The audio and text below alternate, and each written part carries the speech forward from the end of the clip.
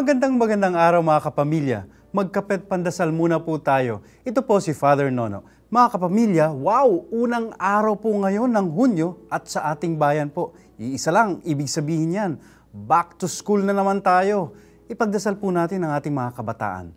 Naway mapuspos nga sila ng karunungan sa kanilang pag-aaral sa taong ito.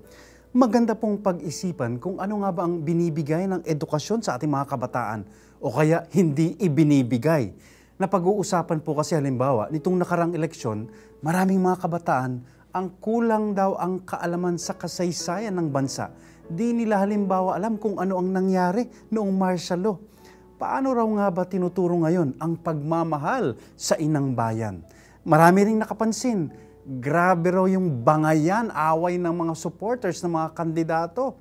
Grabe dahil umaabot na sa bastos at mararahas na pananalita. Ano na raw ang nangyari sa tinuturong good manners and right conduct o kabutihang asal? Nasa na ang paggalang at pag-ibig sa kapwa? Lahat naman po tayo naniniwala na mahalaga ang edukasyon.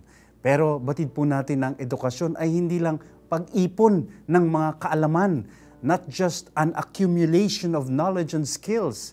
Higit sa lahat, ito ay paghubog ng ating karakter, ng ating pagkatao. Yan daw ang tunay na karunungan o wisdom. Mga kapamilya, mga kabataan, ang hanap mo ba ay kaalaman o tunay na karunungan? Amen.